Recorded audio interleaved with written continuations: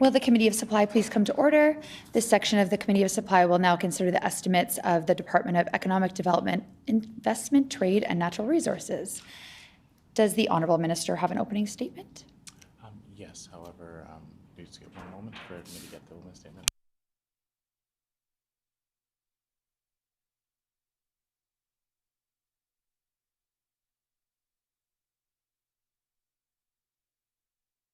We will just pause for one moment, please.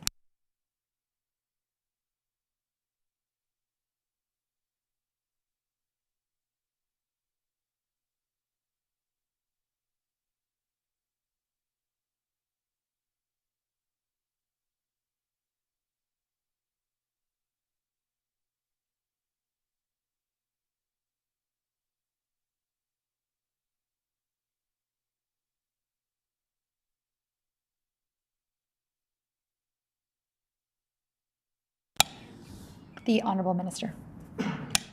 Thank you, Chair. I can refer to you as Chair? Perfect. Thank you, Chair. It's my great pleasure to be here on behalf of my department as the Minister of Economic Development, Investment, Trade, and Natural Resources. This is, I think, a time well spent for our government to have the opportunity to not only review the expenses in the budget put forward in this year's budget, but also to be very transparent and have an opportunity to dialogue and have questions come from opposition members, from members of the Legislative Assembly, and thank the opportunity. I thank the members for being here from all sides, and appreciate their time that we're going to spend to go through over this over the next few hours. Our government has made some strong, sustainable, and really great progress on growing our economy over the last year. We're committed to growing our economy as Manitoba's advantage as a low-carbon leader, and with a highly skilled workforce.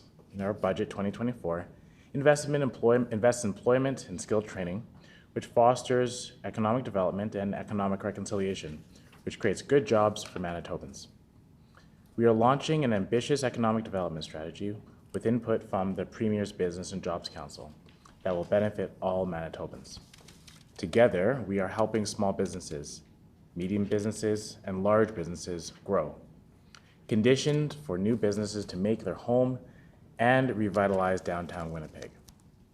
To guide this, the formation of our economic strategy, the Premier's Business and Jobs Council will bring together diverse business leaders from all regions, various sectors of the economy. This council is tasked with advising our government on a provincial economic development plan that will grow the economy with good jobs for Manitobans. And Budget 2024 also promotes economic reconciliation, invests $4 million in Indigenous Economic Development Fund to support Indigenous business owners, entrepreneurs, and organizations, administered through the new Department of Indigenous Economic Development under Minister Bushy. Additionally, we've had some remarkable accomplishments over the last year. Manitoba is supporting the Portage Place redevelopment into a campus for housing, healthcare services, and other community supports. The redevelopment of Portage Place, in partnership with True North Real Estate Development and Southern Cheese Organization, will be among the largest private sector investments ever undertaken in Winnipeg's downtown and will spur further downtown redevelopment. This initiative complements the SCO's redevelopment of the former Hudson's Bay building, and which is another major initiative which advances reconciliation and downtown revitalization. Manitoba is also collaborating with the Manitoba Métis Federation and First Nations to develop natural resource management policies that ensures their rights and traditional knowledge are embedded into policymaking and progress. To advance these important efforts, Manitoba has completed exploration projects and Crown Indigenous consultations, signed mineral development protocols, particularly with Northlands First Nation, funded and supported 10 First Nations to attend the Canadian Central Mining Exploration Conference.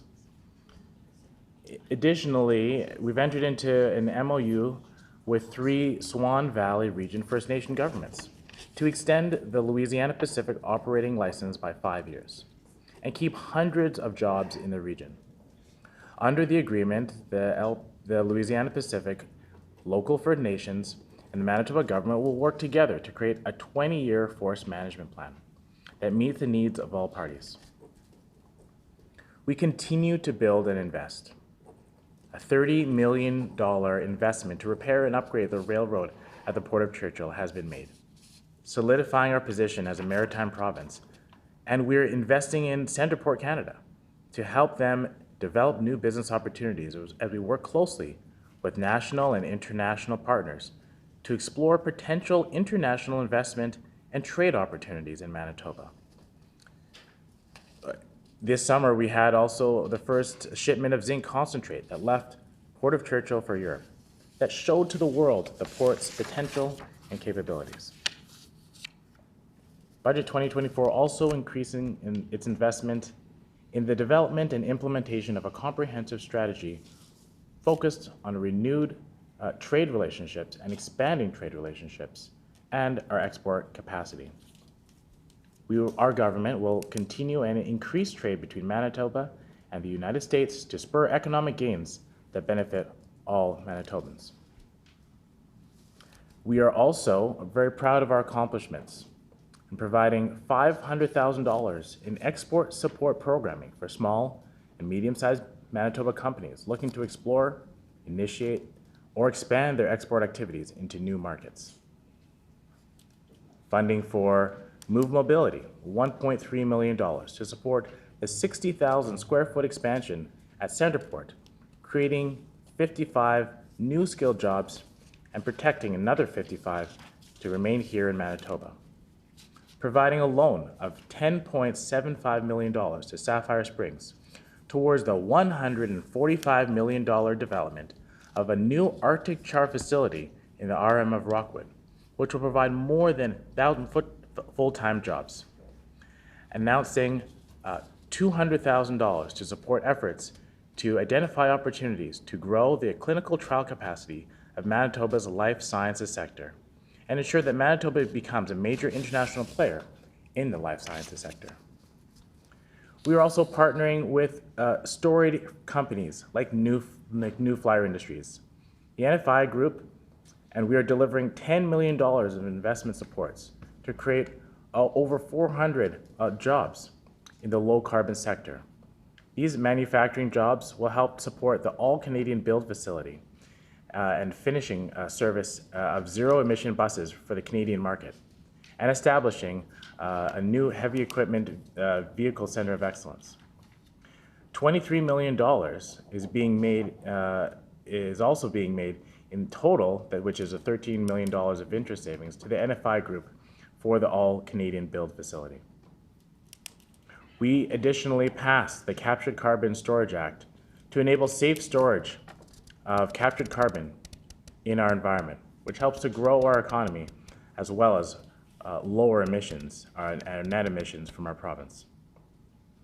In terms of resource development and sustainability, we are in progress of working on a real critical mineral strategy to become low-carbon leaders for generations to come, which creates good jobs, ensuring economic prosperity and reconciliation for Manitobans.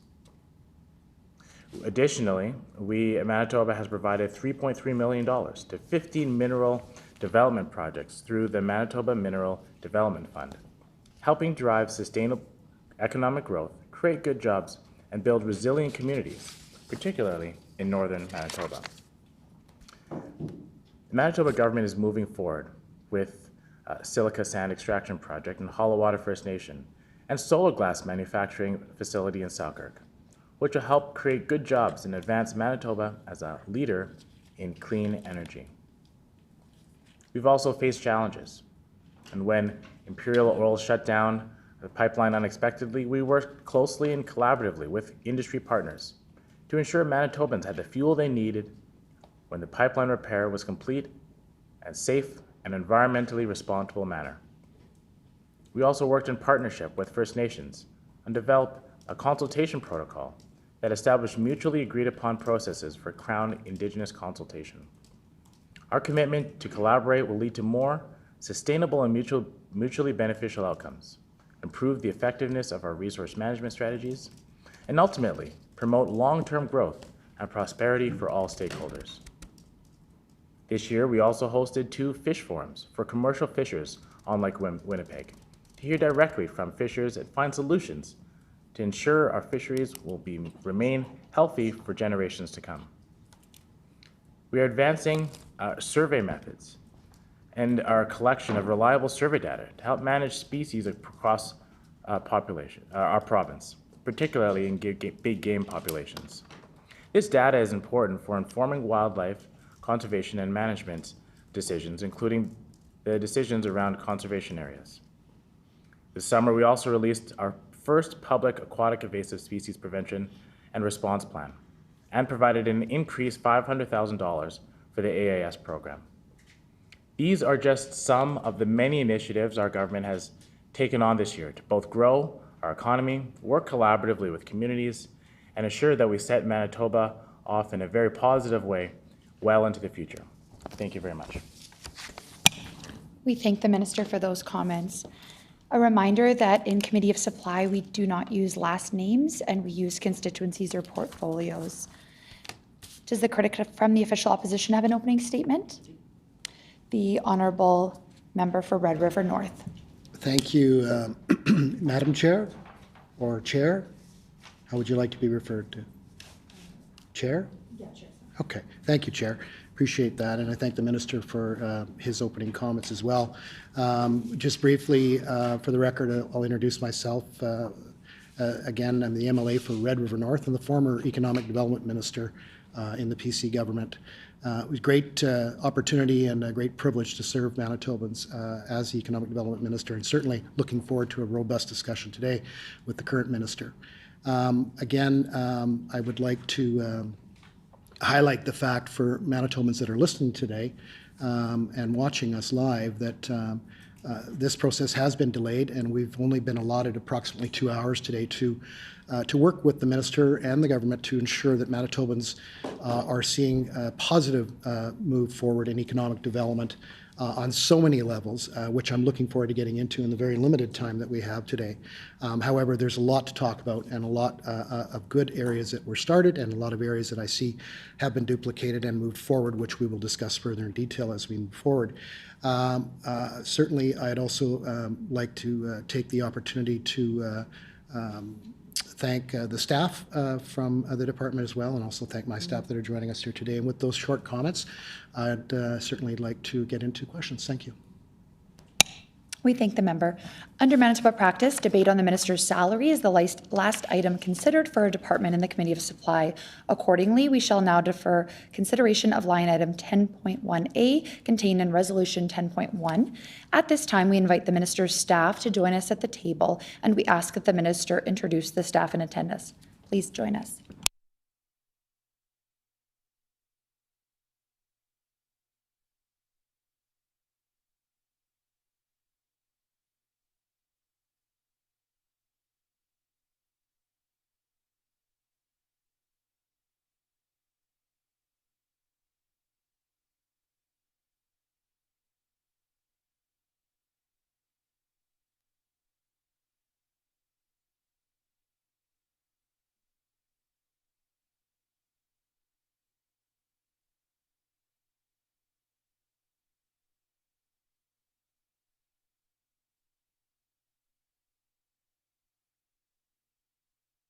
The Honourable Minister.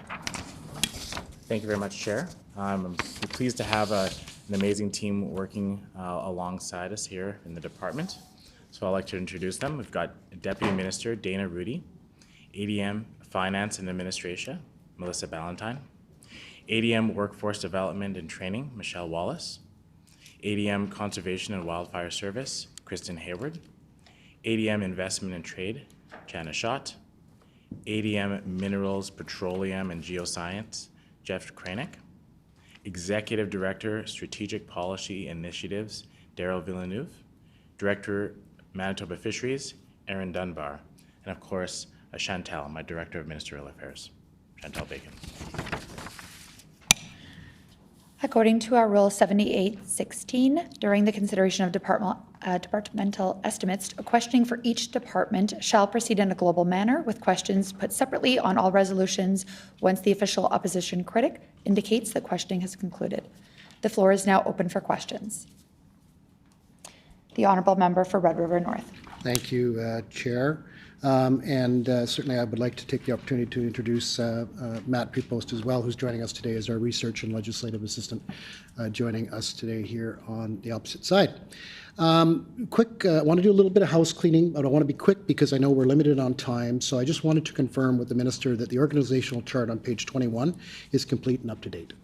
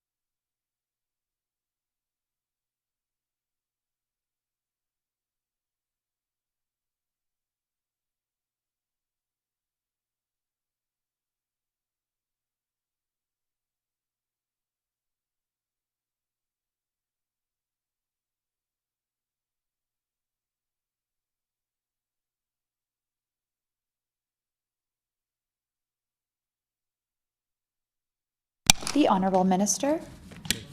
Thank you for the opportunity, and I'll get to talking about the organizational structure chart on page 21. But I just want to say that I'm also very excited to have the opportunity to speak today on behalf of the department. I think it's important work that we have been undertaking and we have been doing. I think that I'm very proud to be working with a team as robust and as experienced as this, who bring a wealth of knowledge to the table here.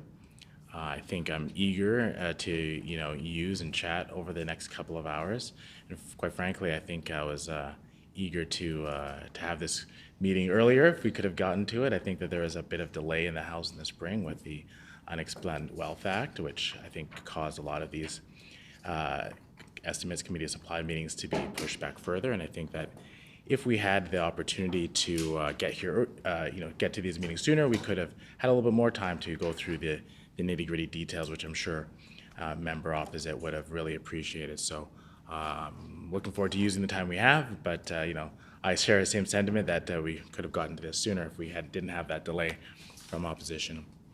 Into regards to the specific question regarding the organizational structure on page 21, the chart is accurate and it is up to date. The honorable member for Red River North. Great, thank you, Chairperson. And again, I'd like to thank the minister for those comments. And certainly, I too will echo his comments on some of the best staff in this building are sitting in this room today. And that's not throwing any other staffer under the bus. That's just saying that I know I had the privilege of working with them all as well. And they are super people to have on your team, and you're very fortunate to have them. And that'll lead into the next question. What political staff within your office do you currently have?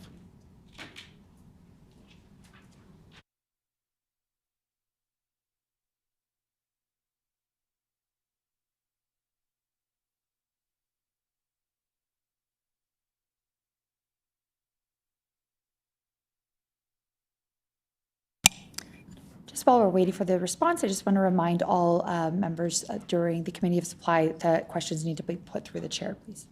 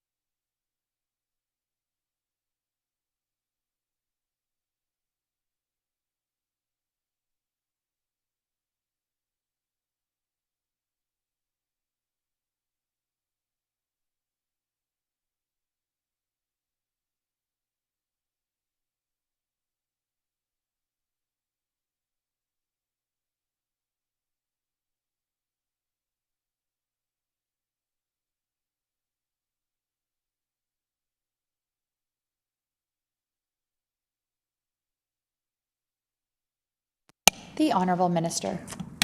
Great, thanks. Thank you, Chair. So I can update the member with respect to his question, and I think he fully understands, being a former minister himself, the importance and the role of that staff play in political staff, both political and departmental. And I think he can appreciate not only the divide of the role, but the specific functions that each role plays and how vital it can be to the successful functioning of an office, both in providing the very detailed and very technical work that is highly regarded as experts and expertise in our province, but also having the right lens with which to view that information, and also very much being connected to the people of Manitoba, the stakeholders who are feeling the impacts of any decisions, the people who are calling for change or calling for different supports in different regards, and understanding how we as government can be responsive to those needs and to those calls. And so I think it's an important role the staff play, both in understanding how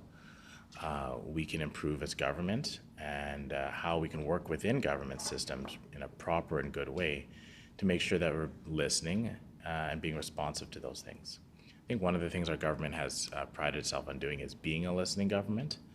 And so to that end of being a listening government, we have certainly taken on that responsibility of going out, reaching to communities and hearing from folks and trying to best understand how we can work together, work in partnership, work collaboratively to find a suitable and a very appropriate and a very positive way forward.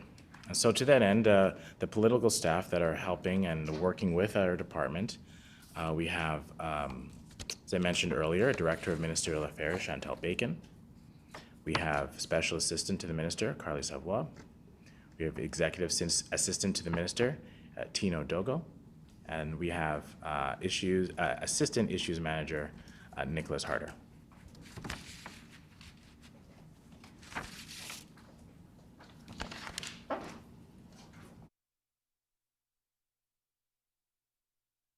The Honorable Member for Red River North. Can the minister share how many of the 4 political staff currently under his purview are paid on the executive salary schedule?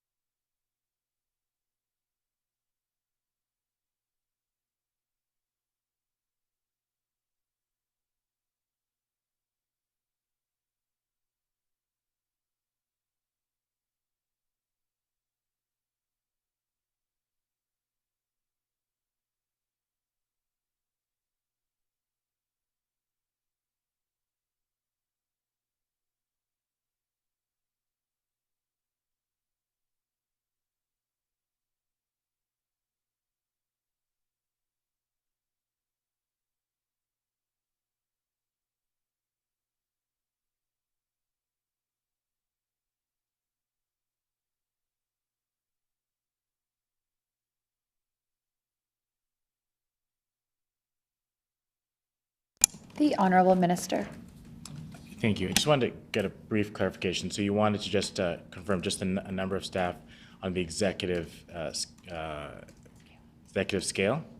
executive salary scale. That was the question? Just to clarify. I'll get back to you. The Honorable Member for Red River North. Yes. The Honorable Minister. Thank you for that clarification. So I just want to provide context to that, and as I get to the member's answer. So there's one person of the staff, of this 4 staff, political staff, who will be on the executive scale. That's the director, as I mentioned. Now, the director has an important function under our team, and the way that we operate with this director is that they act as a liaison between both minister and minister's office and the department. And it's a really important function because in many ways they have to really be enacting a lot of the direction that we want to go in. Additionally, they act as a liaison between the minister as well and central government. And so ensuring that we have a person and people actually able to live out those words where we say this is an all government approach or an all department approach. They do a lot of work cross-departmentally, central governmentally, within the department to liaison, to coordinate, to facilitate, to ensure that as we move forward in one direction, all parties are moving in the same direction. You know, if you think about the analogy of, rowing a boat, steering a canoe, you know that you have to have all of your paddles, all of your rowing in the same direction, rowing at the same time in unison. And so as much as, the minister sets direction and says, we want to head down this path, in many ways it is the director who is the one who's making the calls live in the boat, who are saying, helping to rear and steer everything into the right way. The director also provides very key political advice and direct and help to lead other political staff as well. So it is a leadership and directorial and executive function that the director plays. Our director also supports the execution and the accomplishments of the minister's mandate. As the member opposite would be well aware that ministers do receive mandate letters from their premier to help steer and direct and focus the minister or department on a particular task. And so it is the role of the director to support the execution and the accomplishment of that mandate.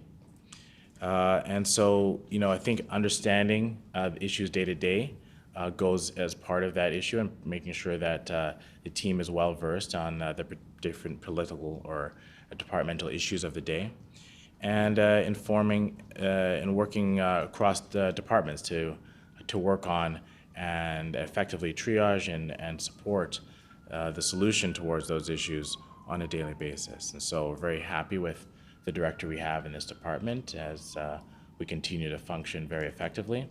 And I look forward to being able to fulfill even more of our government's priorities and our mandate objectives with the support of our political, departmental staff, and move our province in a really positive way.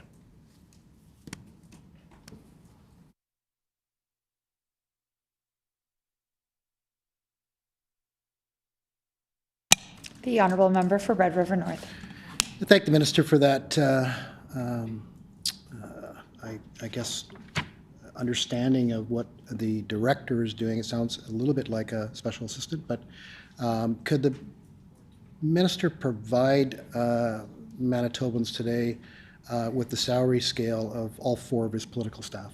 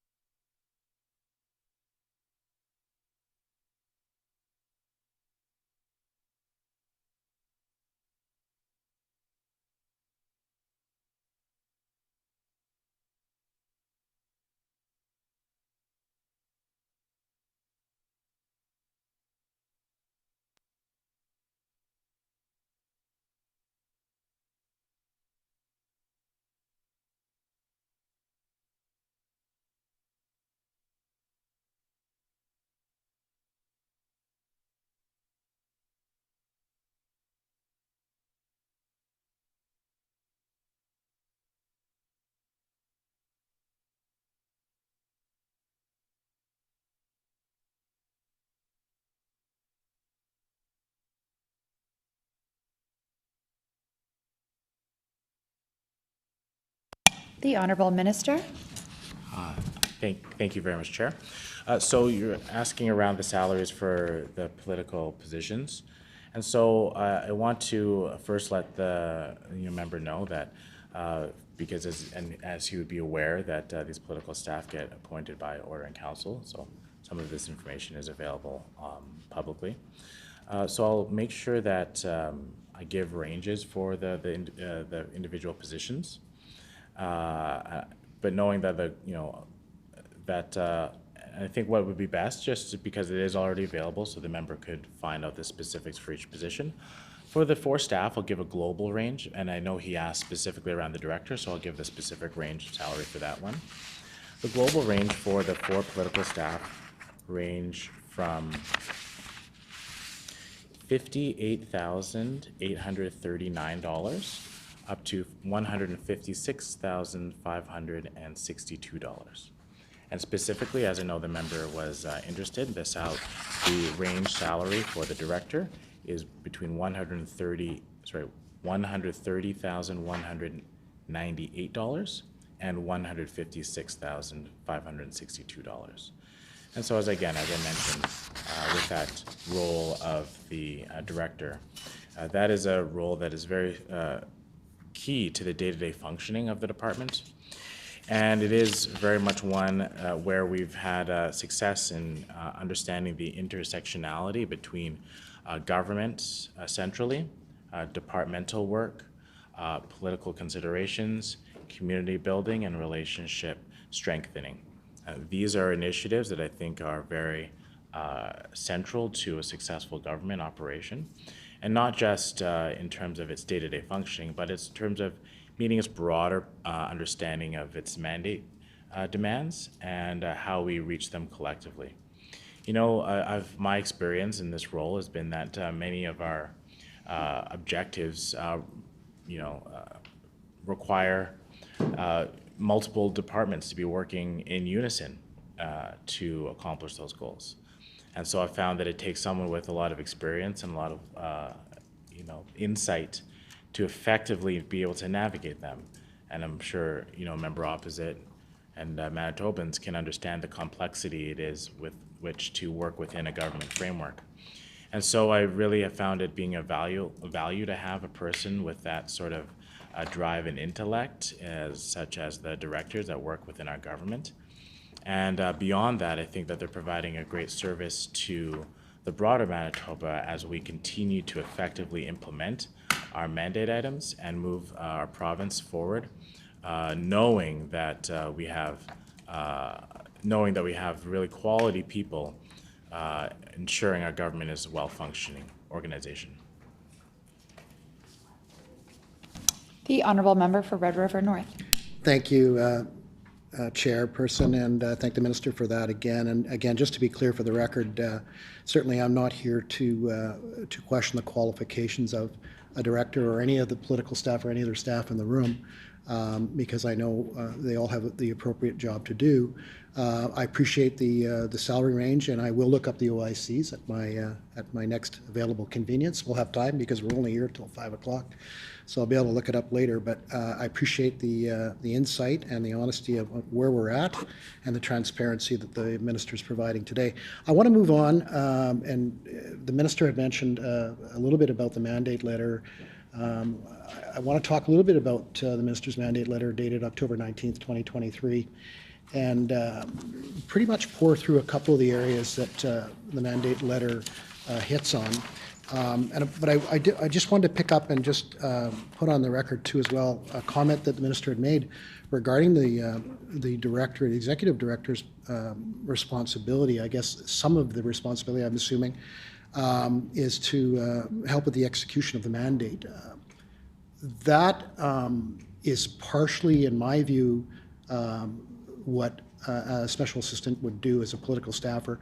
I do believe, though, the responsibility to execute on the mandate letter would come from the staff and the team, from the DM's office down. So that's what we're familiar with. That's what I'm assuming is happening, that the staff are engaged 100%, other than the political staff.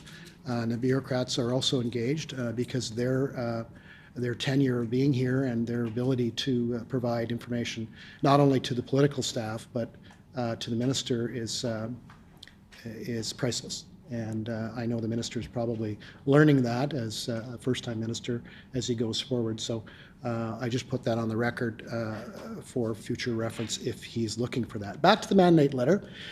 It says here clearly, the mandate says, grow our economy with good Manitoba jobs for Manitobans. And part of that process here in the mandate letter is create Premier's Business Council Jobs Council to bring together leaders from business, skilled trades, agriculture, Indigenous communities, labour, and other sectors. Can the minister provide Manitobans online today with where and what is happening with the Premier's Business Council, how many meetings they've had, and I'll add some other questions in at a later date.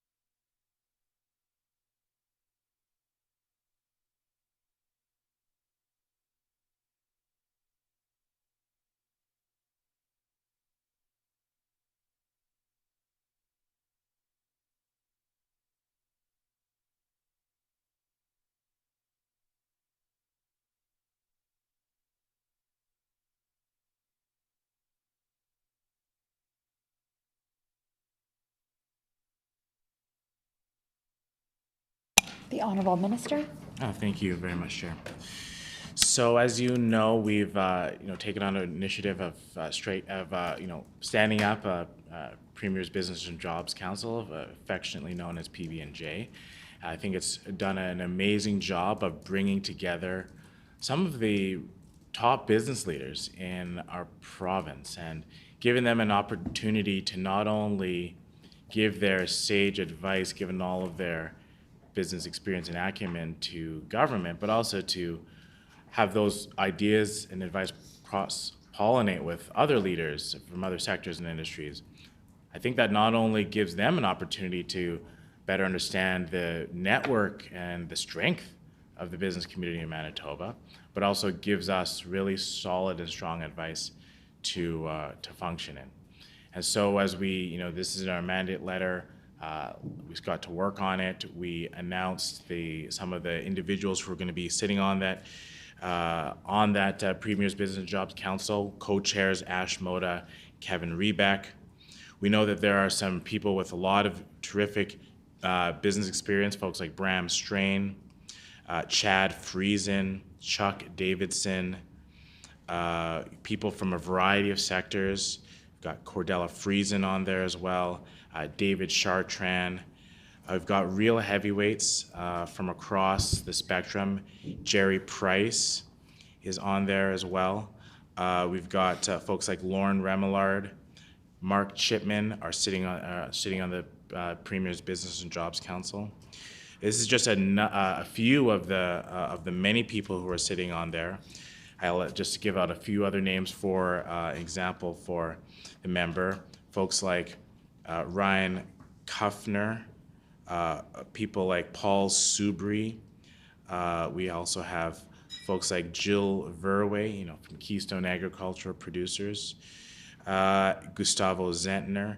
These are just some people who are bringing in a range of expertise in trade, in business, in investment. And so since the committee kicked off in February, we have then divided the group into 5 key areas. And so these subcommittees have been doing the work of building up some really strong policy ideas and suggestions of how we can move our province forward. So I'll just tell the member of the 5 committees. I'm not going to go into the number of meetings because the subcommittees have been having numerous meetings, working together. I've been getting the updates, and it's been very engaging to see them work in a collaborative fashion. But to give him the highlight around some of the subcommittees that the Premier's Business and Jobs Council have been working on and areas that they've been focusing on. So the 5 subcommittees are around technology and AI, artificial intelligence, a clean energy economy, economic reconciliation, trade and trade specifically with the U.S., as well as one around skill development, workforce development, immigration, and skills alignment. So these are kind of the themes of some of our subcommittee work that the folks on the Premier's Business and Jobs Council have been doing over the course of the past many months.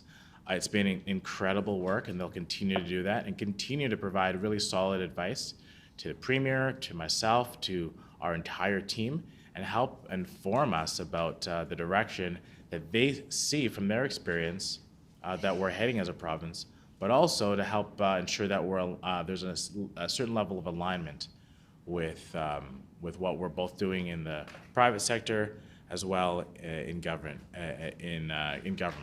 And so we're very pleased with the progress that the Premier's Business and Jobs Council has made to date, and we know that they will continue to be working very hard on behalf of Manitobans to ensure that we have not only a government that works for all of us, but that works for all of us to move in a really good direction into the future.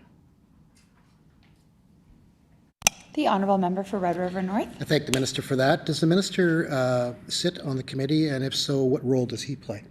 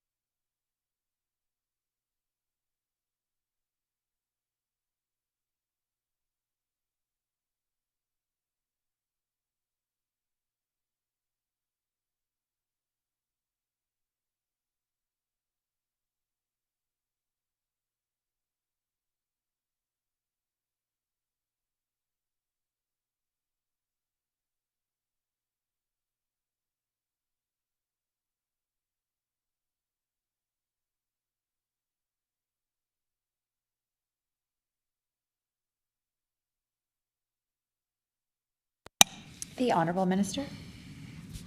So thank the member for the question.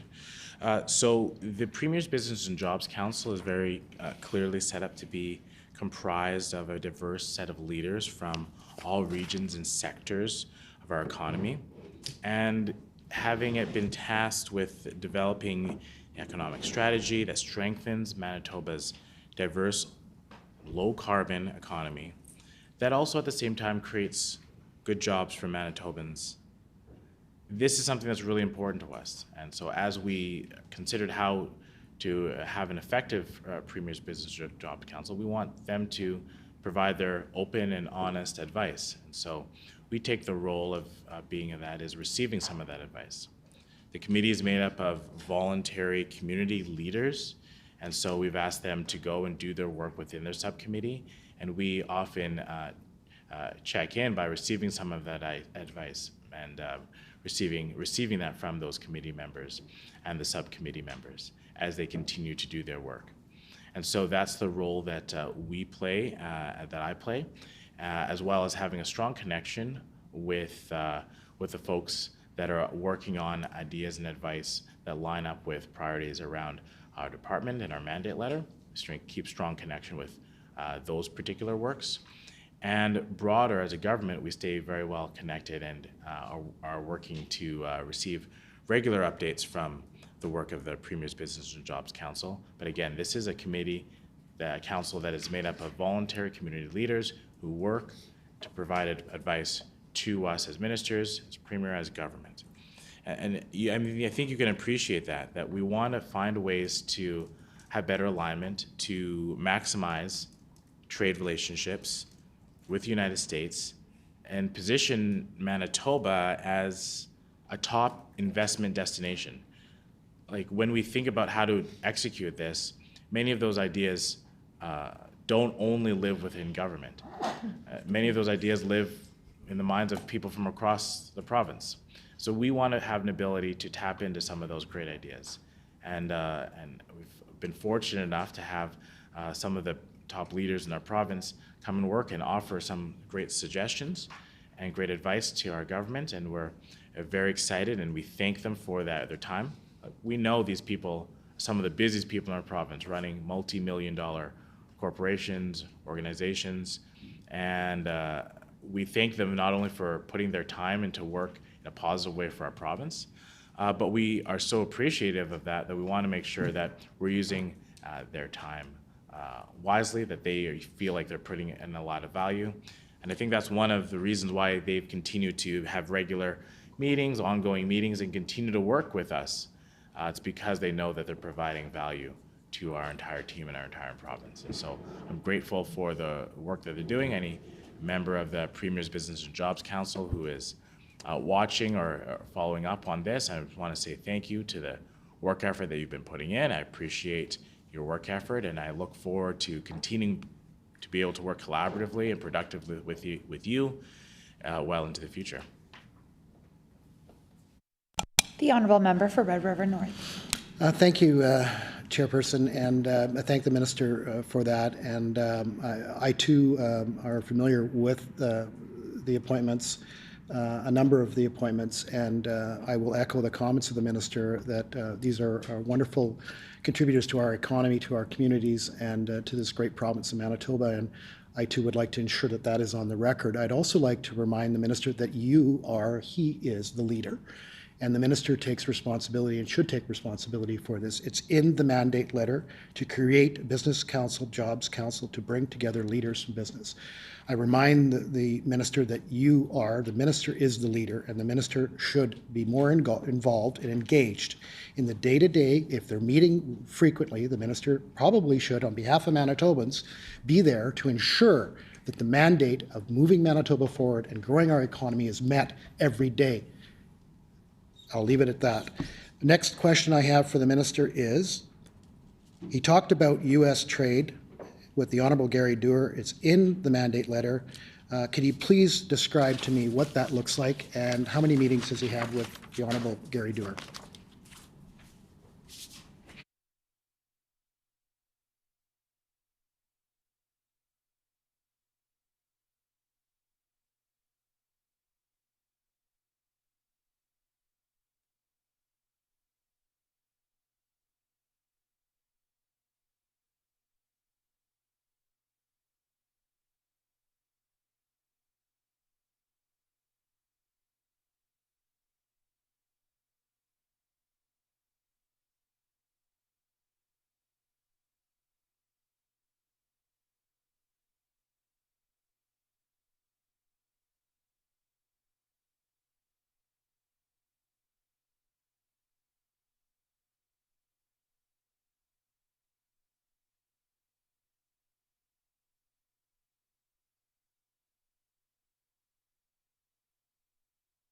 The Honorable Minister. Well, thank you very much for the question, and I like to.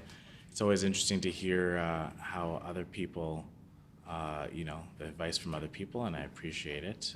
So I thank the member opposite. I also want to thank him for pointing out that we've successfully completed something on our mandate list. So that's something that was tasked to us, and I can give that a solid check mark. Done. Create Premier's Business Job Council and bring together leaders from businesses, skilled trades, agriculture, indigenous communities, labor, and other sectors. Mandate letter item tasked to me. Mandate letter item checked. Success.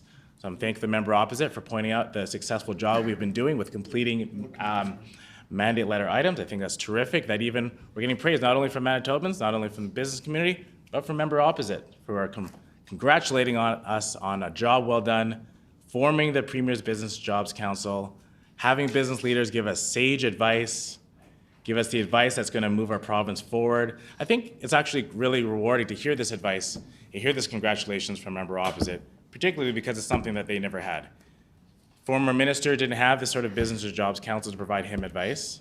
I'm very fortunate and thankful to those members of the Premier's Business Job Council for giving us the high quality advice that we're lucky enough and fortunate enough to be receiving.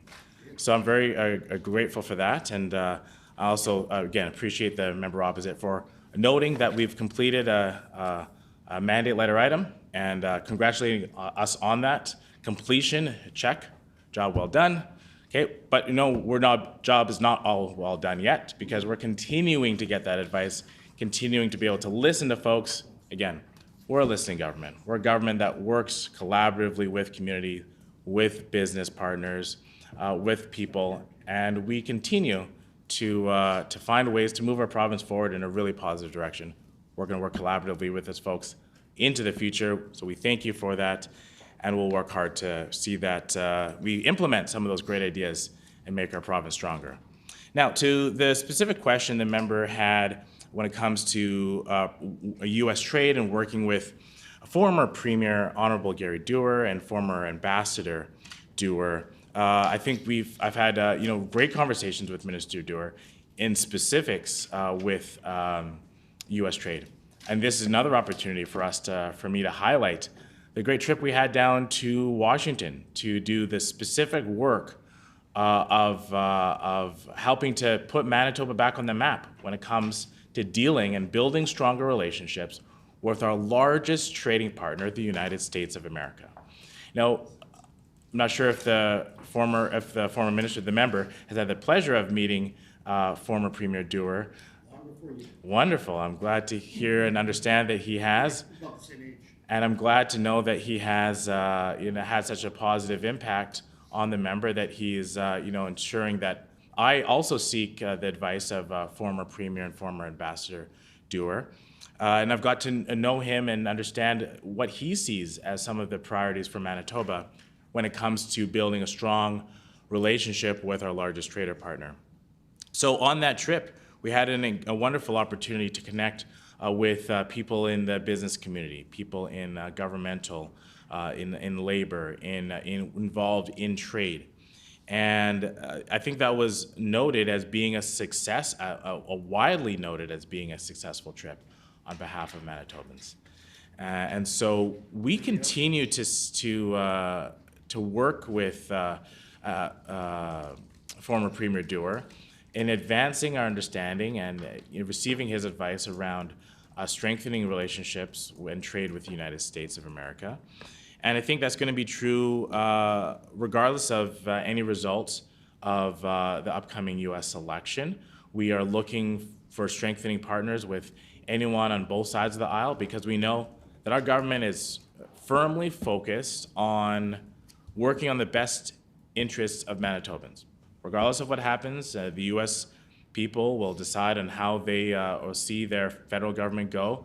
And their government will work for the next 4 years. They'll make that decision coming up next week. Manitobans, they want a government that's working for them. That's what we're going to be doing. We're going to be building good relationships with the United States on both sides of the aisle, and making sure we put a good foot forward for Manitoba's trade relationships with the United States. The honourable member for Red River North. Well, thank you. Certainly, I must have struck a nerve with the minister because job is not complete when it comes to the Premier's Business and Jobs Council. He knows that because he's refused to provide Manitobans today with how many meetings they've had, the dates of those meetings, and perhaps even the minutes of those meetings on how he's saying that he's moved Manitoba forward and job done, check the box. I highly doubt it. And I think Manitobans listening and watching online today agree that job is not done. There's certainly more work to do, and we'll, as the official opposition, we will ensure that we hold the minister and the government to account. I will jump into my next question about on the mandate letter, which is not done, and minister can certainly provide us with how he expects to create 10,000 new skilled trades jobs over the next 8 years.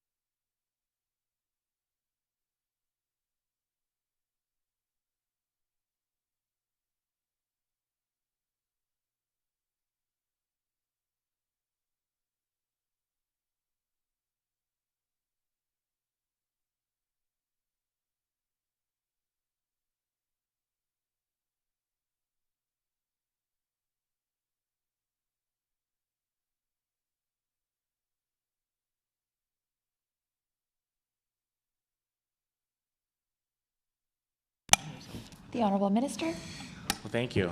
No, I thank the minister, the member opposite for, yeah, for, for his comments in his last question. And I think it's a good opportunity for us to, look at the, the mandate letter. Obviously, he's going down through some of those items. And so, yes, we do continue to grow an economy with good jobs. So I think we're continuing to work on that. Premier's Business and Jobs Council, as we just mentioned, that's something that we have started already. We have brought those together, and we are continuing to work on that. So that is well in progress, and some really great work is coming out of there. Obviously, expand our clean energy economy and critical mineral strategy. I know the critical mineral strategy is being worked on right now diligently, and it's a very important priority for us, particularly in northern Manitoba and with Indigenous communities and inclusion as well. We talked about, as the member asked previously, around an advisor on Canada-US trade. And we have been already working with Gary Doer, former Premier and former Ambassador Doer.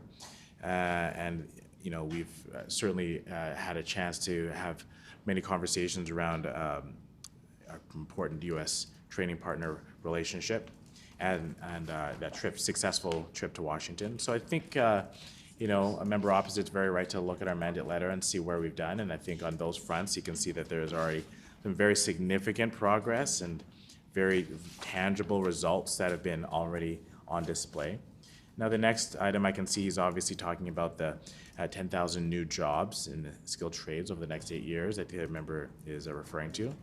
And so we continue to work on that priority as well as all of our other priorities. And we understand that is going to be, that goal is going to happen as a result of strategic investments that is made in economic development projects in the province. It's going to be done in combination with investing in Apprenticeship Manitoba, ensuring that we're very modern on our apprenticeship and meeting the needs of the industry, of workers, and of Manitobans, and that we are making Manitoba an affordable and attractive place to live. And I think those things in combination are going to be part of our approach to ensuring that we deliver on that goal of 10,000 new skilled trades. And a few reasons. We know that economic development projects are going to be a key part of the driver. Having an ability for businesses to grow, expand, and have their, sink their feet in and their footprints into Manitoba's economy is going to be really impactful for strengthening the economic opportunity. And so some of the projects that we've already highlighted have created a real number of jobs here in Manitoba. Things like the NFI Group announcement we had last week is going to create over 250 new jobs directly with NFI Group. That means that's more Manitobans hard at work, but also means that there's going to be a significant number of spill-off impacts in growing NFI Group's suppliers. And that's going to mean a real increase into our economy in Manitoba. We can also talk about Move Mobility, another company that our province invested in to not only keep them here in Manitoba, but allow them to expand and grow in our province. And I can also think about our investment in Sapphire Springs fishery to grow over 100 new jobs in the RM of Rockwood. And so these are some of our economic developments that are going to help us get to creating those new skilled trade jobs. In addition, we know that we have to keep our province competitive and affordable. So our things like helping to lower the gas tax and keeping affordability low helps to keep Manitoba more competitive for workers to say Manitoba as their home and not flee to other provinces. And as we saw previously under the former government. And so we're trying to make some of these significant steps to make life more attractive here, to make strong investments, to invest in our apprenticeships and our skilled trades directly. This budget invested an additional $1.5 million in Apprenticeship Manitoba.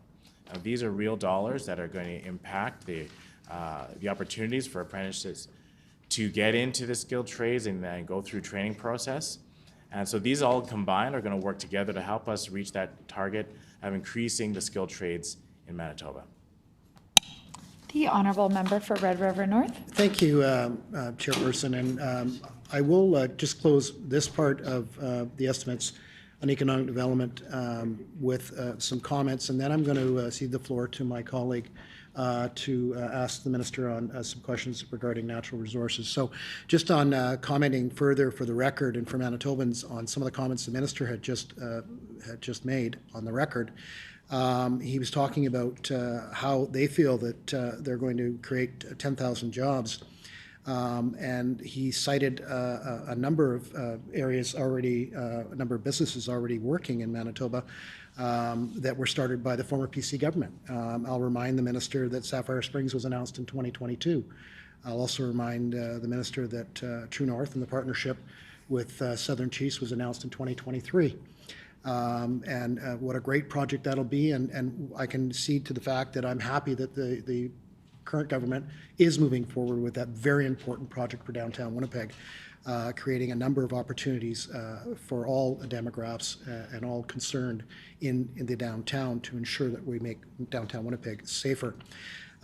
He talked about, the minister also talked about apprenticeship, and again, I'll close with this because I want to make sure that my colleague has a few minutes with the short time that we've been provided for estimates here today on a very important file.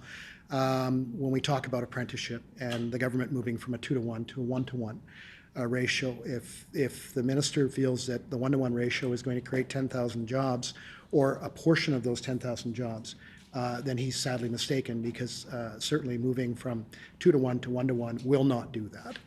It will not grow the economy, and it'll provide less work and less opportunity for young Manitobans coming out of post-secondary that are looking to grow particularly in the private sector, which is the engine of Manitoba. So with those comments, Chairperson, I will turn the floor over to my colleague, the MLA for Swan River. Thank you.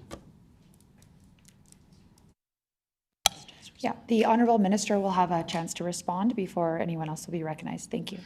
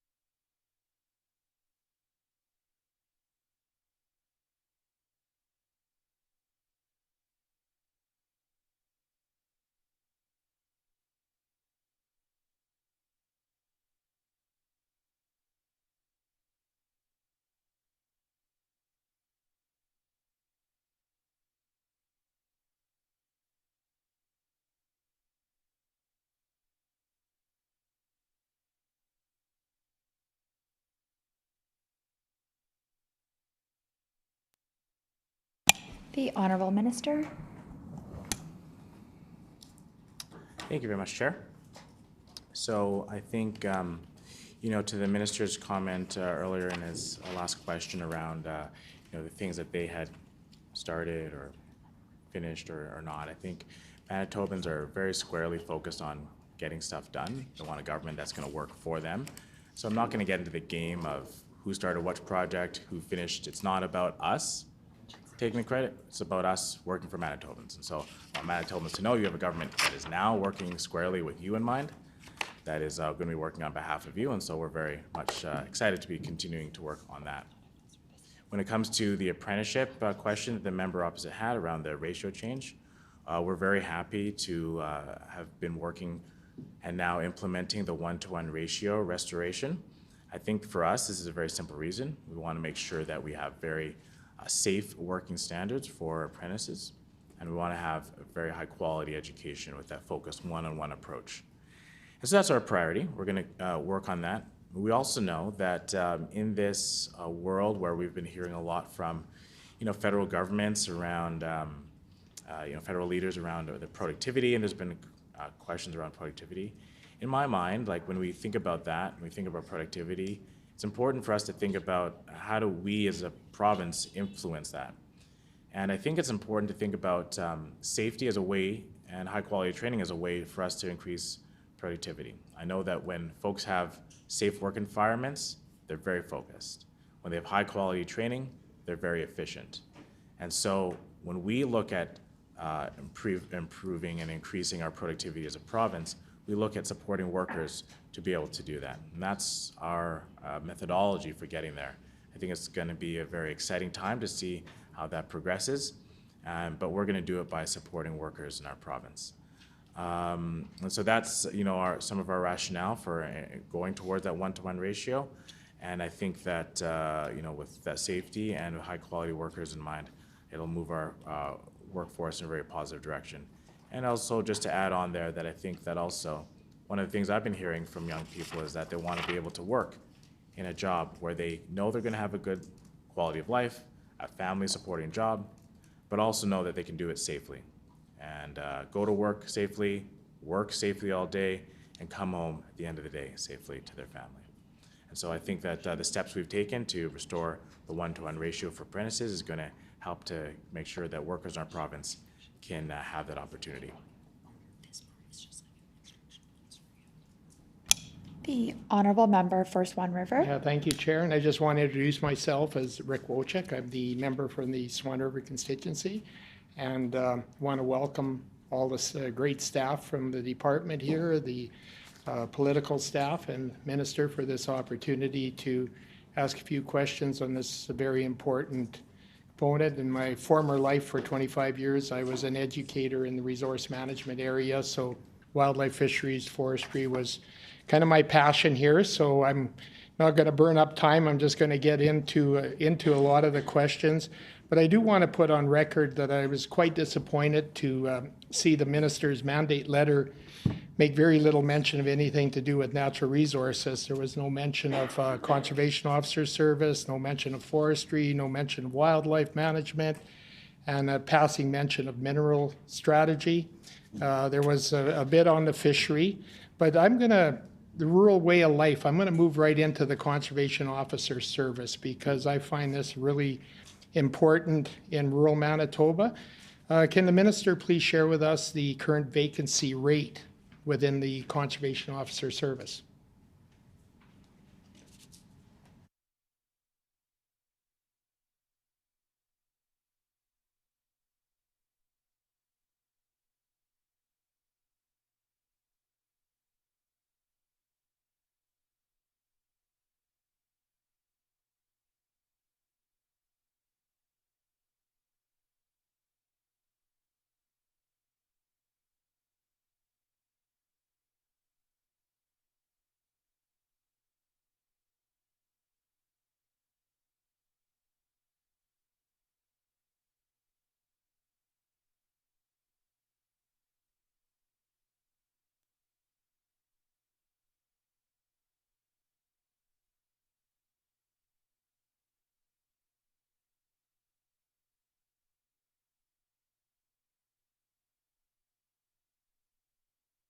The Honorable Minister. Thank you, Chair. I'll answer the member's question directly, but I just want to first take an opportunity to thank the member. And I know folks on the MLAs have a very wealth of knowledge when it comes to natural resources and conservation officers. And I think that's a very useful asset that we have around the legislature, to have people that are very passionate about that. And so I just want to say appreciation on that as well. We've had conversations, and I've found them valuable. I want to say to the conservation officers, and you ask around that specifically, just quick message to the conservation officers that we're very thankful for the work that you're doing. We know it's a really tough job. We know it's incredibly challenging to be working in all the far corners, regions, northern, rural areas of our province. And it's not easy work. Many times you're out there individually, and we thank you for that, because the work you do protects people in Manitoba.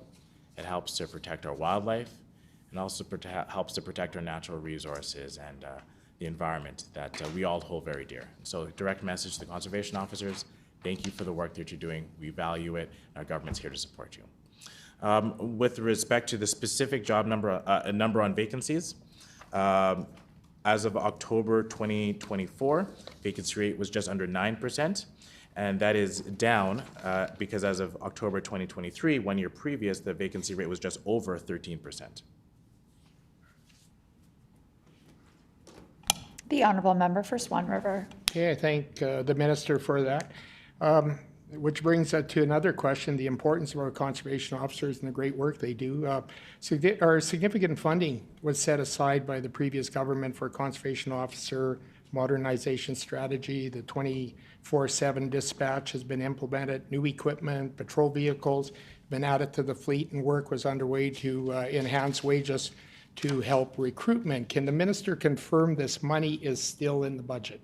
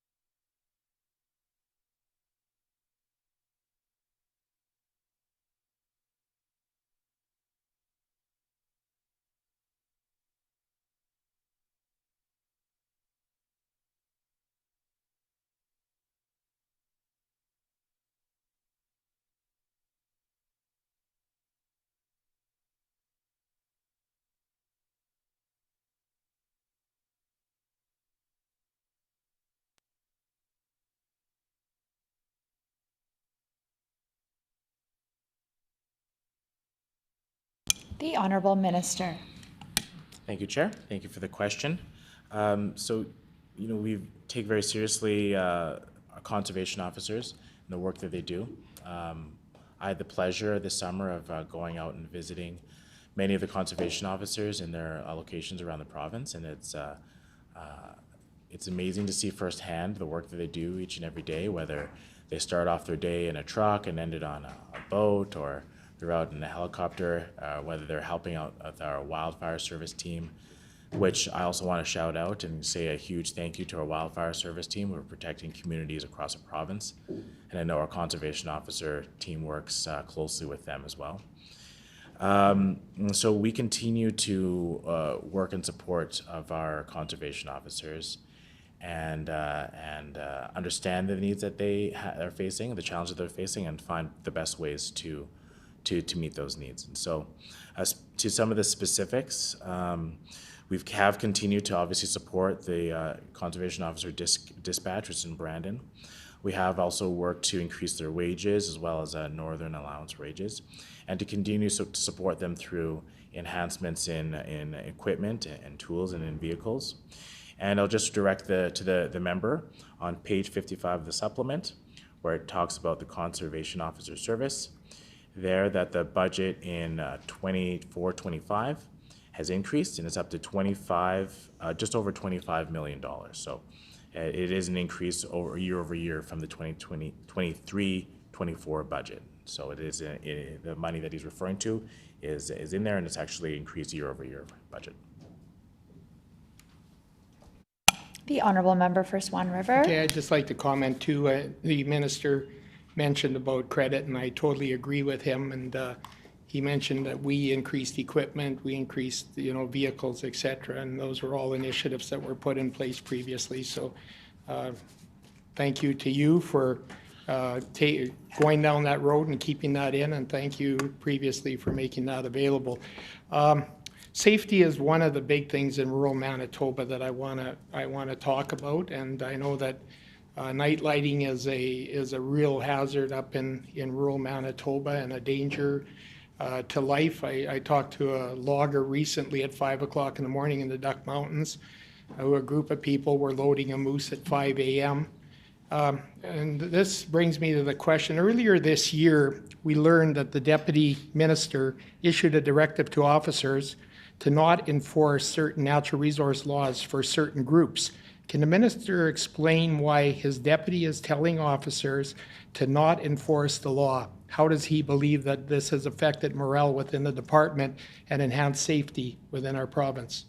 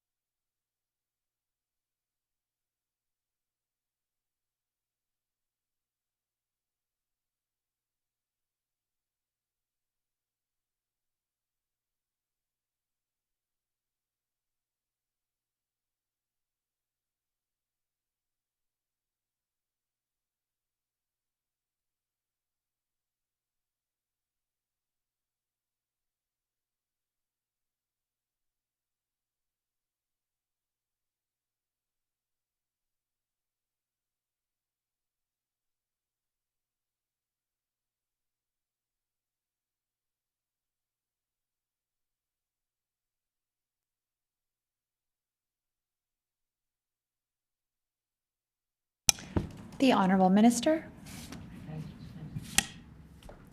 Thank the member for the question. It's important to get into those details.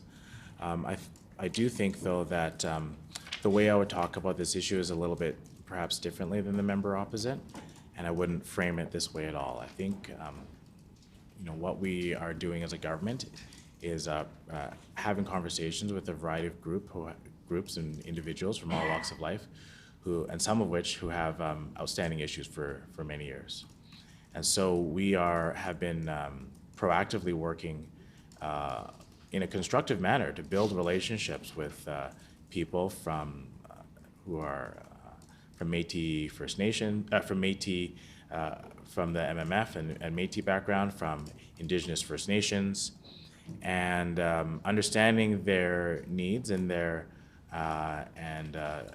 treaty rights within the framework of natural resources. And I think it's very important to understand that as a conversation that needs to be had, that our government is responsible for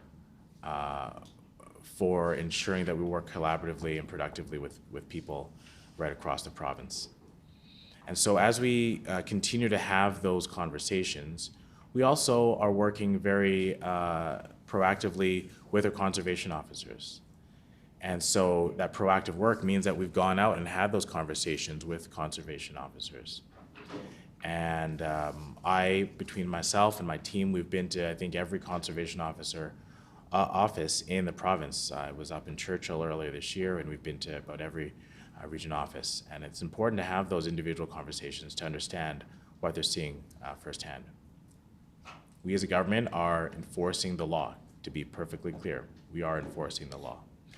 And as we continue to work through individual issues, we are continuing to find ways to work collaboratively with communities and understand that we have a responsibility not only to protect Manitobans, but to conserve our wildlife and our natural resources.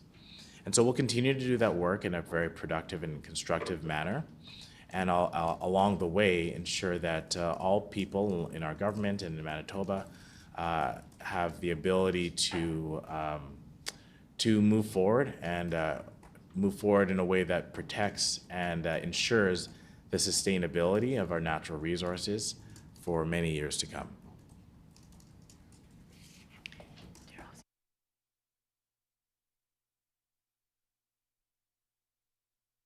The honourable member for Swan River. Okay, I take it from that answer that the minister is fully enforcing the law for all individuals, especially when it comes to safety, where life can be put at risk, and I appreciate that if that's what he was meaning by that, because that's quite important. We sure don't want to see a fatality happen, in the middle of the night, or something where people are trying to make a living for their family and have to go back to their families and then find out that possibly something was not enforced, or somebody had given the idea not to enforce, that resulted in this death, because I'm sure the government would be in great trouble. So I appreciate the minister looking at things that way.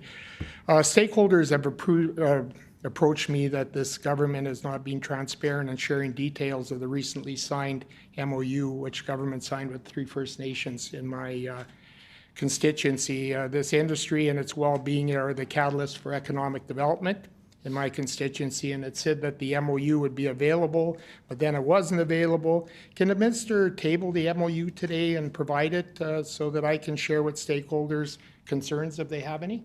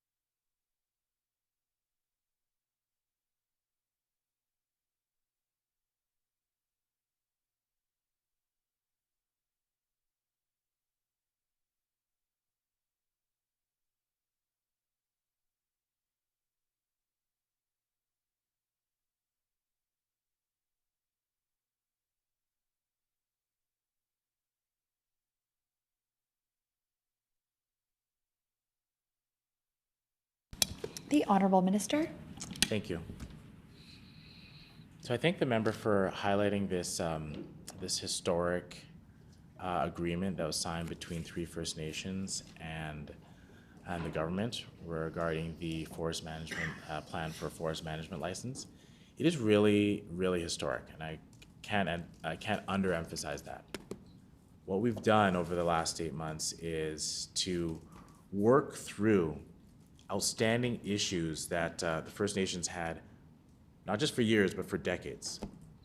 Now, you have to think about this from their perspective when that they come to the table with the Manitoba government and have years and years of issues that they felt in their perspective. And I don't want to, dare speak on their behalf, but what they've told me is that they felt that they weren't being heard, and they felt that they weren't, being listened to.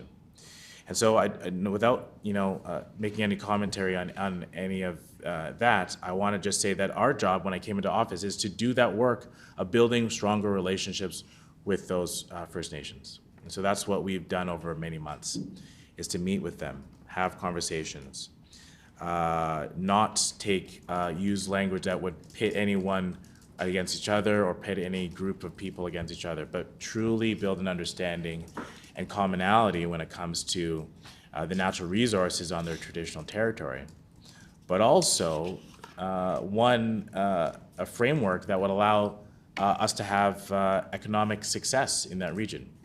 Because, I know and they know and the community knows that having good long-term supporting jobs in that region is going to be good for that community. And it's going to be good for First Nations communities as well.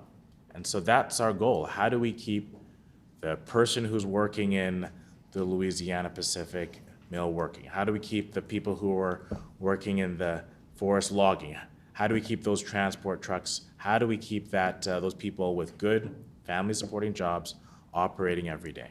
So how do we do that? We do it by building relationship with those First Nations. And so we did that work. Over many months, we negotiated and worked collectively, collaboratively with them, and found a common ground where we were able to sign that historic MOU in June that set us on a path to work on, over the next 5 years, a forest management plan that'll have long-term and sustainable economic success for the community. I think that's really, really important. I hope the member opposite agrees that that's really important.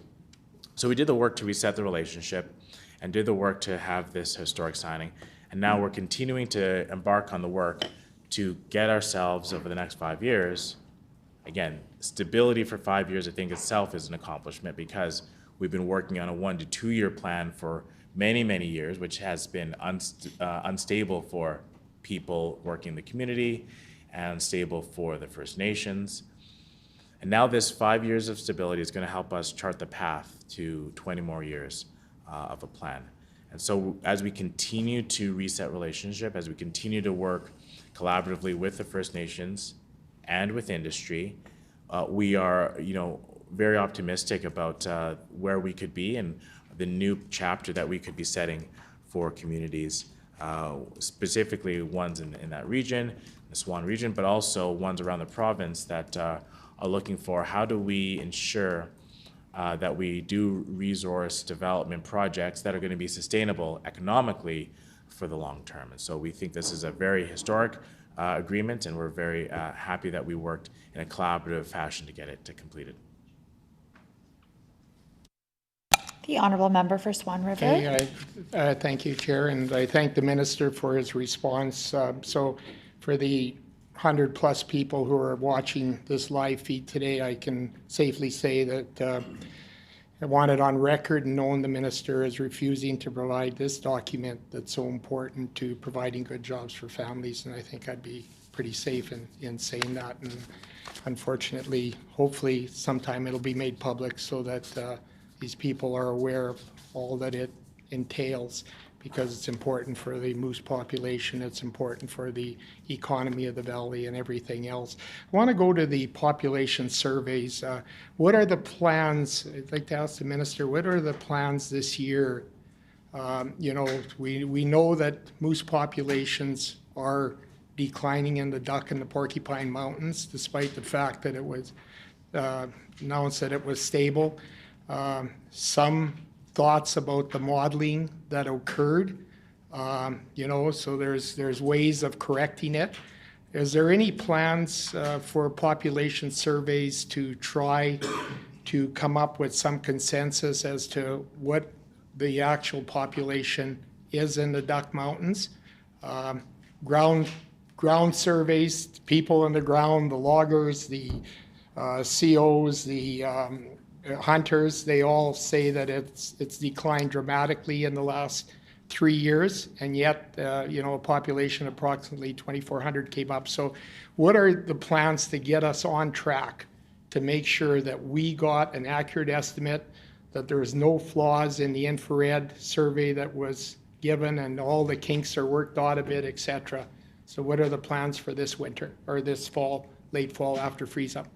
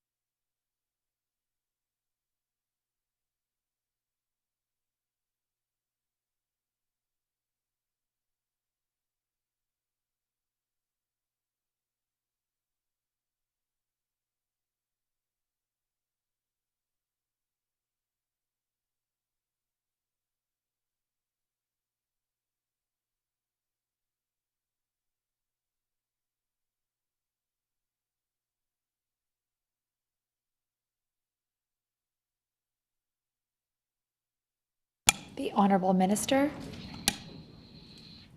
So thanks for the question, and thank you, Chair.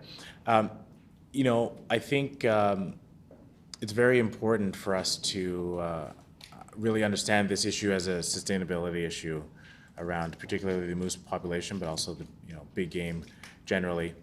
And I think Member Robinson understands this. It's very important for us to have the population, no matter what walk of life or reason you might be harvesting big game. It's important for us to ensure that we're doing so in a very sustainable manner. So that's our focus as a government, the sustainability. Part of that sustainability is having a very robust plan to monitor the populations. And so we are actually looking at, continuing to monitor big game through surveys and doing so in a comprehensive manner. And actually, we are hoping to do increased work on that front to ensure that there is continued sustainability around moose and big game throughout the province, and in particular, obviously, as the member highlighted, throughout the Duck and Porcupine Mountains. We know that area is particular interest and has some particular level of concern. So our wildlife branch uses a science-based decision-making framework for the Dadi population. And so it is very much looking at that raw data and understanding it. The branch considers this information from a variety of sources. which include aerial survey. It includes hunter and harvest surveys, local and indigenous knowledge, so people who are on the ground. We also include in that data that's collected, like I mentioned, aerial survey, which, by the way, is some of the leading technology being used in the country for survey collection is being done right here in Manitoba through our aerial surveys. And so I'm very proud of the team for having this leading technology and being a leader in this front around the country. And in addition to that, the evidence-based data also comes from camera traps and also from collaring.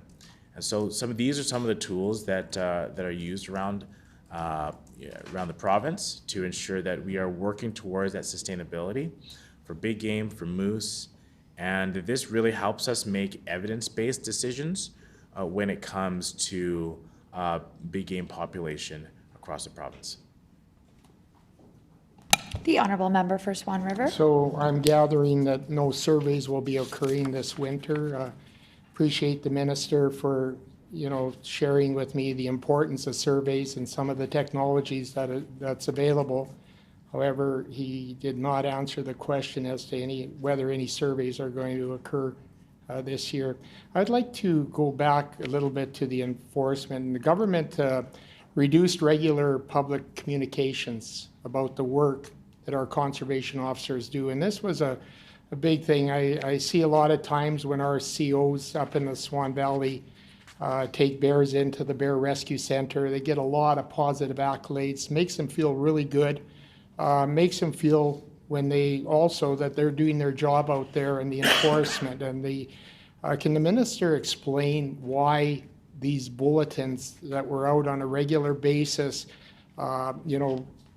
praising the work of our COs and how, that they were out there every day and doing their job and getting high fives from the public, why this is being discontinued or much reduced?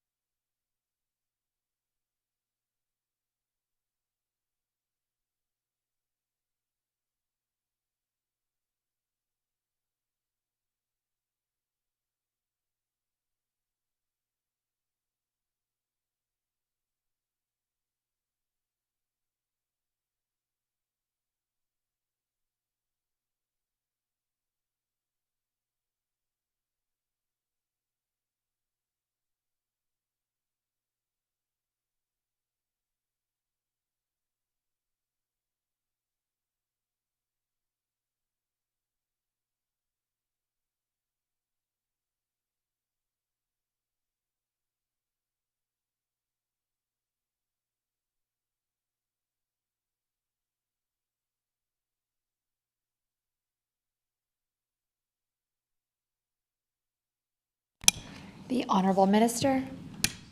Thanks, Chair. So just to clarify from the previous answer, I did say, I'm not sure if they ever heard, but I did actually say on surveys that we would actually be doing increased surveys this year. So the member might not have caught that when my response previously, but I did clearly say that we're going to be doing increased surveys this year. In regards to, excuse me, in regards to the Conservation Officer Bulletin, this is something that we continue to offer as a government and release them. We have released them throughout this year. We continue to also do the work to not only engage with community members and our Conservation Officer Service through the bulletin, but reaching directly out to people. And that's why we've taken the approach of going out to meet with our Conservation Officer Service directly, face to face. That's why we've gone out and meeting with community to talk about these sort of things. That's why we've gone out and had fish forums in community to hear firsthand from people how they're relating with government, how they're working with conservation officers.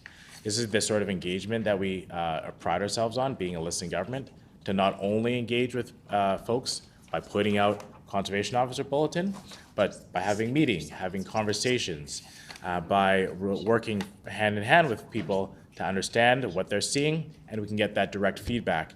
This helps us not only inform people about what we're doing as a government, about the good work that conservation officers are doing, but also to get that feedback from folks live time, so we can be more receptive and more in tune with what's going on for folks, and help us to better respond to what folks are facing on the ground. So we will continue to put out conservation officer bulletins. I understand one will be out shortly, probably most likely in November. And so we will continue to put those out to keep people informed and engaged. And we will continue to engage with Manitobans and with our conservation officers in a variety of ways. The honourable member for Swan River. Yeah, I'll just ask one more question here before I turn it for summing it up here to my colleague, but we haven't had a chance. I'll make a real easy fisheries question here. Minister set a target of certifying 5 sustainable fisheries this year. Where does this target come from, and what fisheries will the minister be certifying this year?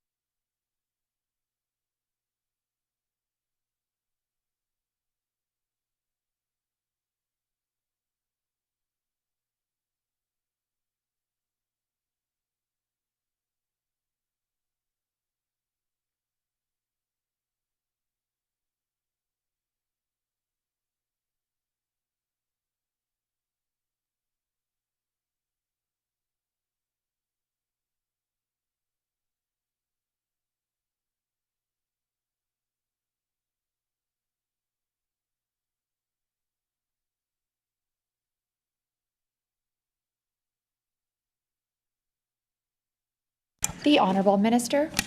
Thank you. So yes, so I just wanted to clarify on the fish certification. So the member referenced 5, and so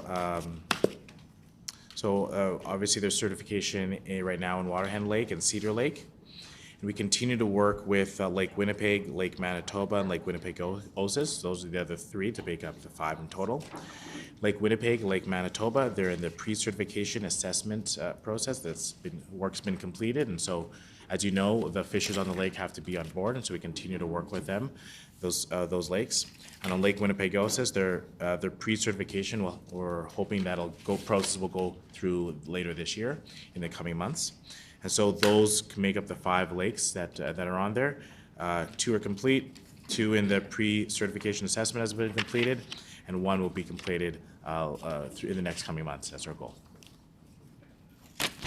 The honourable member for Swan River. Yeah, I thank the minister, and just before I turn it over, I thank you for all your answers, and your political staff, and your great departmental staff who all really care about our resources, and I thank them for their passion and their concern and just keep working hard, and I'll just pass it over to my colleague here to sum things up.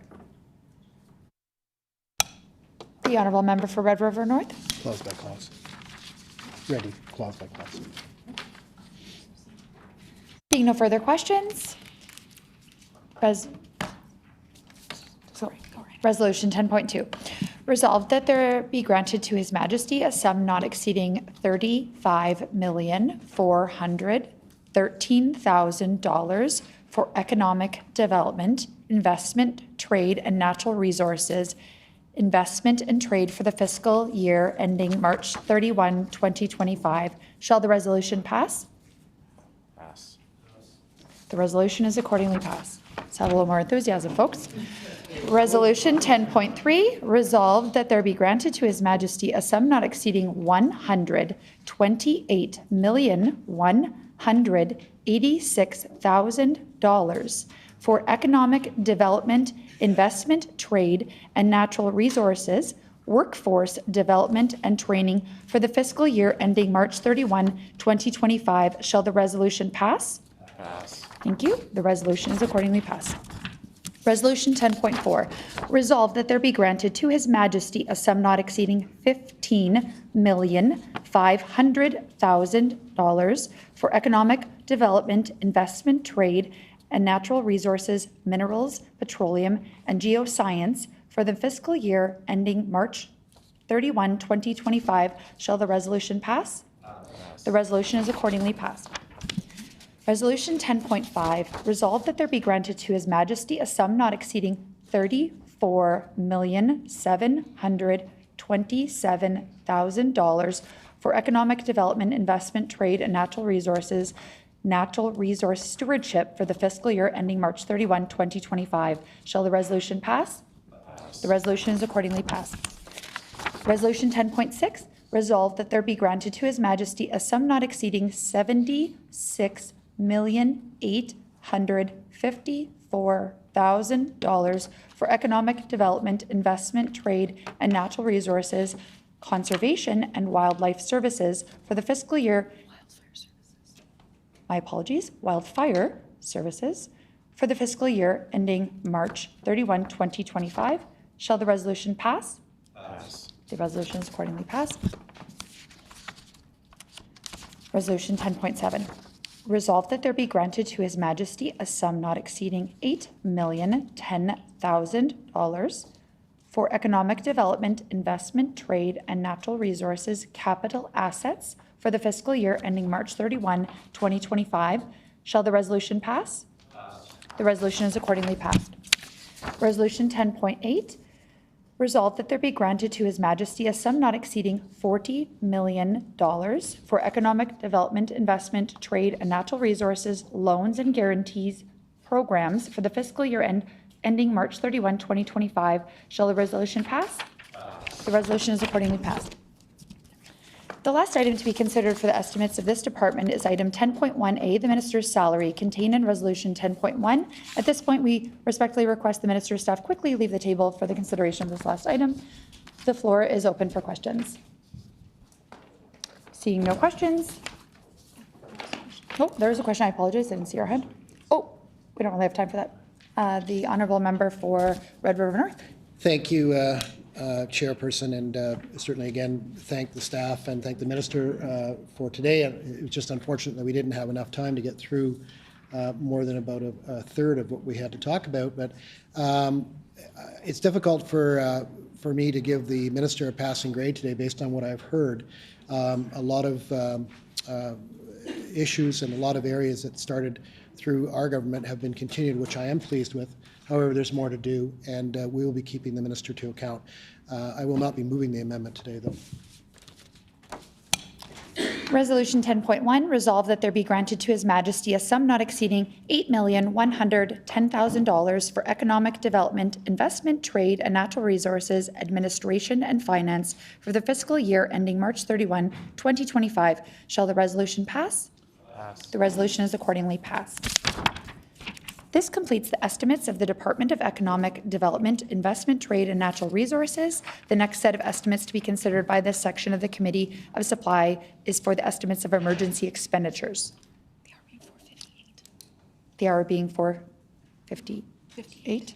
Will, committee rise.